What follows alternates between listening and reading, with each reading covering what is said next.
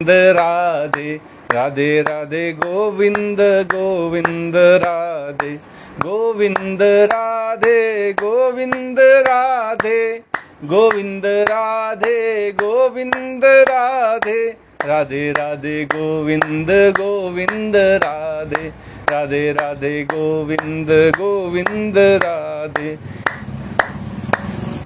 राधे श्याम श्याम श्याम राधे श्याम श्याम श्याम राधे श्याम श्याम श्याम राधे श्याम श्याम श्याम राधे श्याम श्याम श्याम राधे श्याम श्याम श्याम राधे श्याम श्याम श्याम राधे श्याम श्याम श्याम राधे श्याम श्याम श्याम राधे श्याम श्याम श्याम राधे श्याम श्याम श्याम राधे श्याम श्याम श्याम।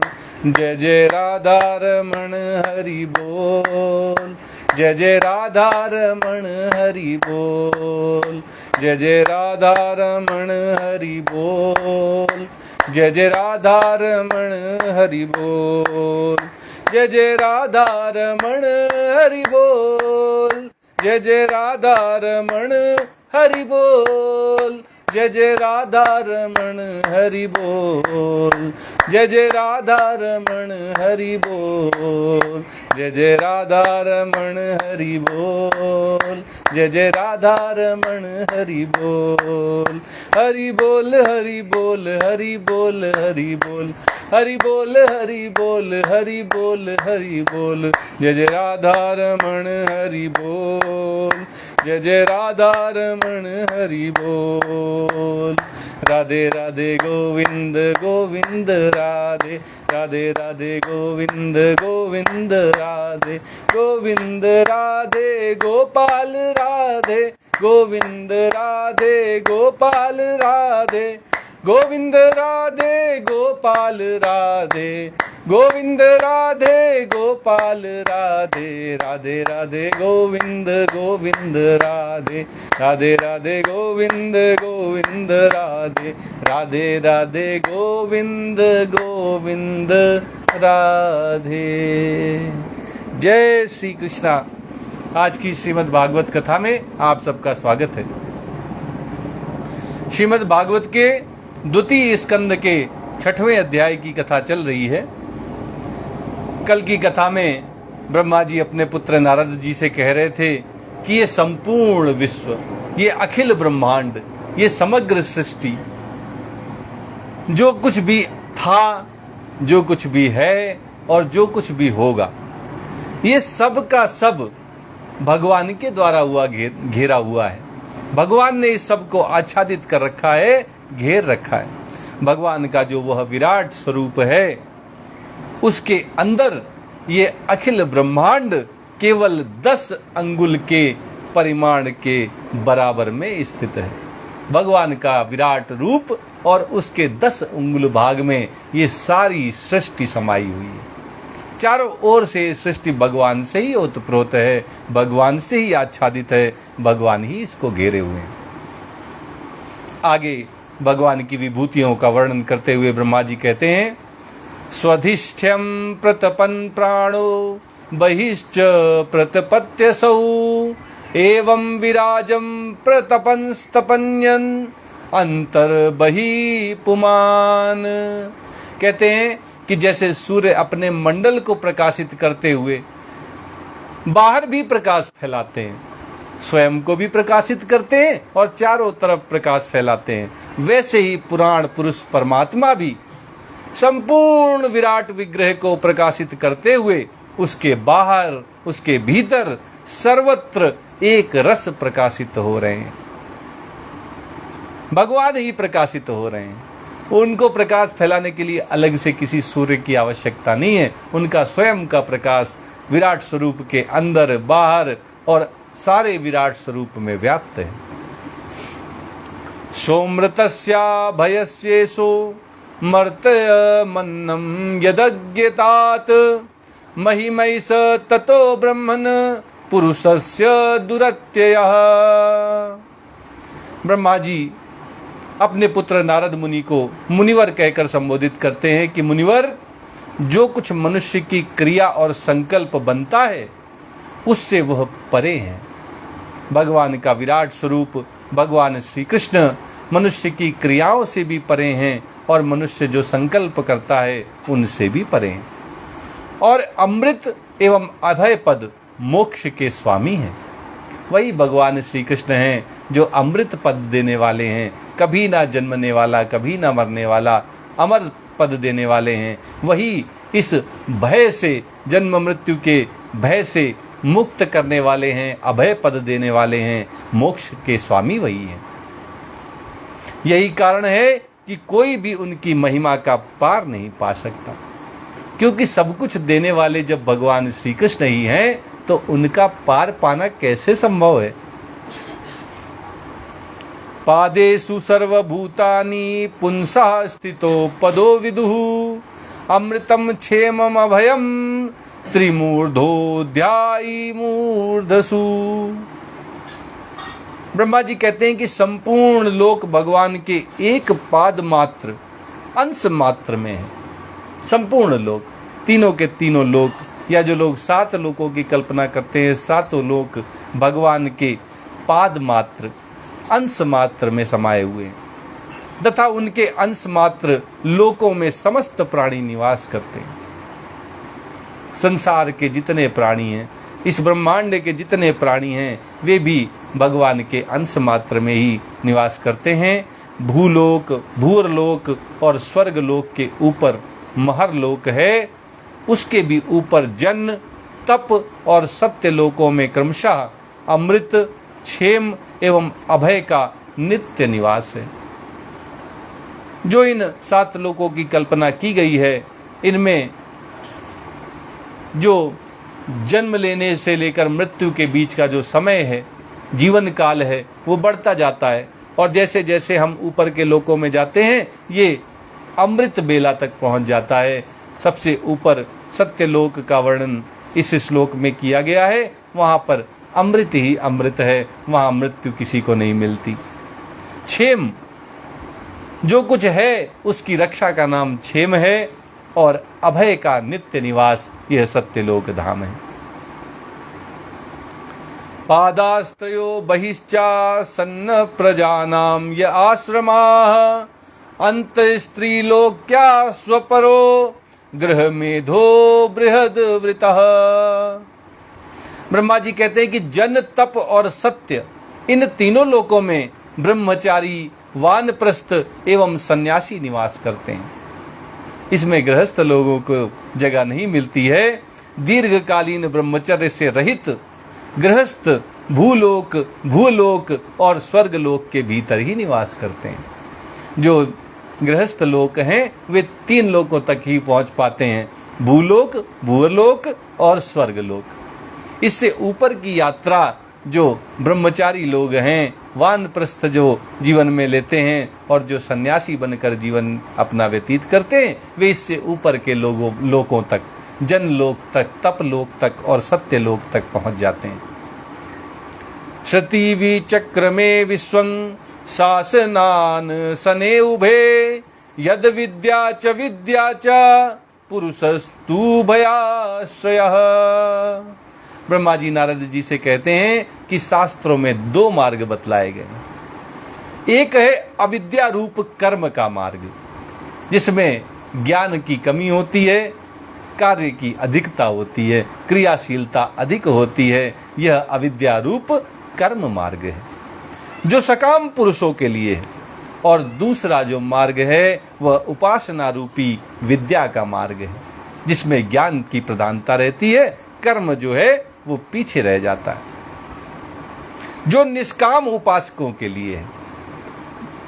ब्रह्मा जी कहते हैं कि मनुष्य दोनों में से किसी एक का आश्रय लेकर भोग प्राप्त कराने वाले दक्षिण मार्ग से अथवा मोक्ष प्राप्त कराने वाले उत्तर मार्ग से यात्रा करता है। मनुष्य एक ही रास्ते में चल सकता है। 2 नावों पर एक साथ चलने वाले अक्सर दरिया में डूब जाते हैं।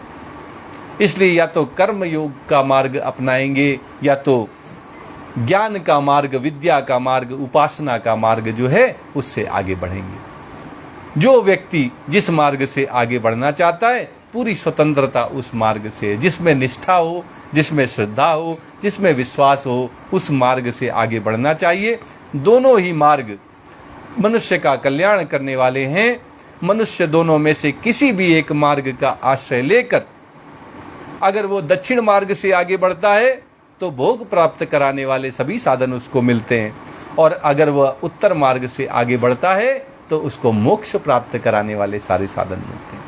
जिसके मन में जैसी इच्छा है, जिन्हें अभी भोग विलास की जरूरत महसूस होती है, जो इन्हें ही अपने जीवन का लक्ष्य समझते हैं, वे दक्षिण मार्ग से आगे बढ़ते हैं और अपनी अभीष्ट भोग वस्तुओं का भोग करते हैं। जो भोग वासनाएं इन सब से ऊपर उठ गए हैं, जिन्होंने अब इस संसार के जन्म मरण के चक्र को भेद देने का निश्चय कर लिया है, ऐसे मनुष्यों को उत्तर मार्ग से मोक्ष प्राप्ति के लिए आगे बढ़ना चाहिए। निश्चित रूप से उन्हें मोक्ष की प्राप्ति होती है।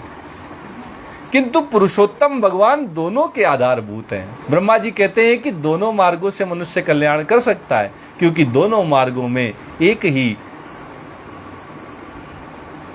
जगह लेकर जाने वाले हैं, दोनों मार्गों की एक ही मंजिल है, और वो पुरुषोत्तम भगवान श्री कृष्ण ही हैं।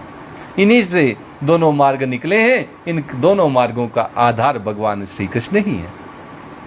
यस्मा दंडम विराट यज्ञे भूतेन्द्रिय गुणात्मकः तद द्रव्य मत्यज्ञाद विश्वम गोभी सूर्य इवा तपन।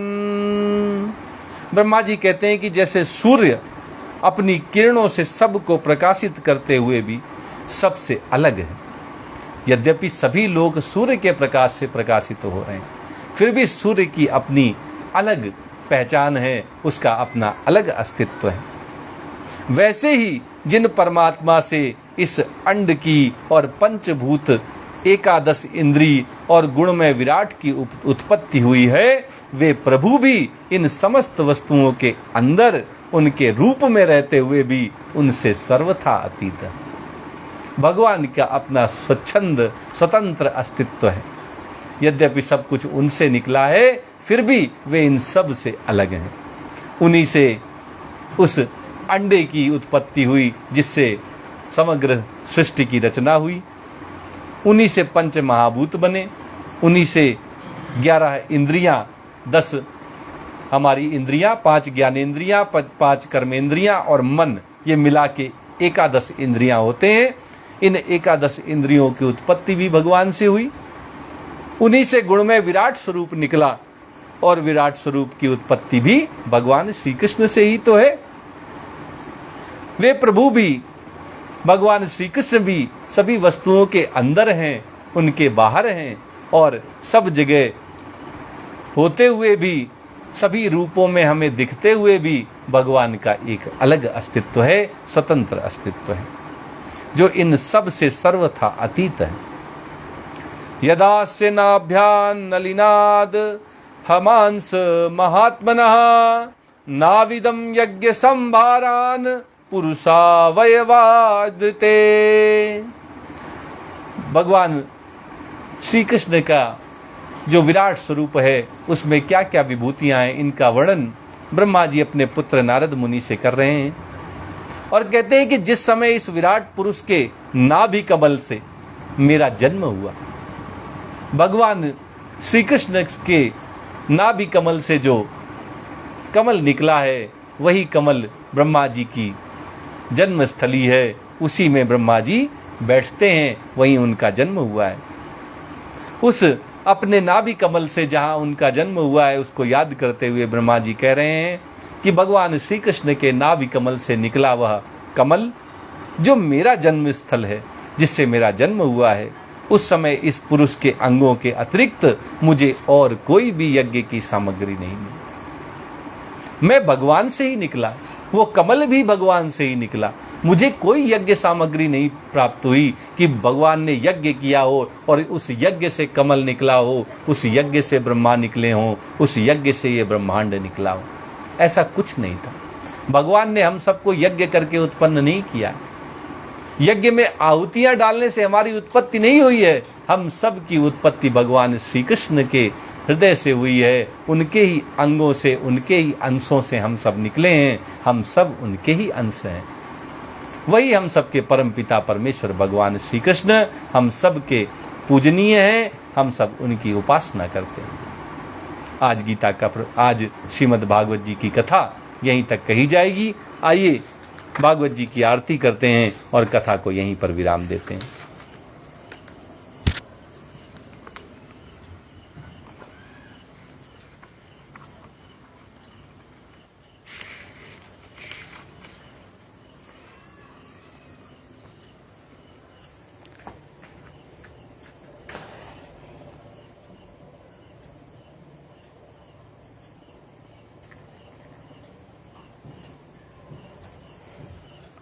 प्रेम से बोलिए वृंदावन बिहारी लाल की जय।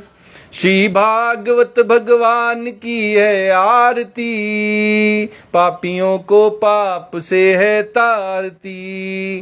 श्री भागवत भगवान की है आरती, पापियों को पाप से है तारती। ये अमर ग्रंथ ये मुक्ति पंथ ये पंचम वेद निराला, नव ज्योति जलाने वाला। ये अमर ग्रंथ ये मुक्ति पंथ ये पंचम वेद निराला, नव ज्योति जलाने वाला। हरि नाम यही हरिधाम यही, हरि नाम यही हरिधाम यही। यही जग मंगल की आरती, पापियों को पाप से है तारती। श्री भागवत भगवान की है आरती, पापियों को पाप से है तारती। ये शांति गीत पावन पुनीत, पापों को मिटाने वाला, हरि दरस दिखाने वाला। ये शांति गीत पावन पुनीत, पापों को मिटाने वाला, हरि दरस दिखाने वाला। ये सुख करनी ये दुख हरनी, ये सुख करनी ये दुख हरनी। श्री मधुसूदन की आरती, पापियों को पाप से है तारती। श्री भागवत भगवान की है आरती, पापियों को पाप से है तारती। ये मधुर बोल जग फंद खोल, सन्मार्ग दिखाने वाला, बिगड़ी को बनाने वाला। ये मधुर बोल जग फंद खोल, सन्मार्ग दिखाने वाला, बिगड़ी को बनाने वाला। श्री राम यही घनश्याम यही, श्री राम यही घनश्याम यही।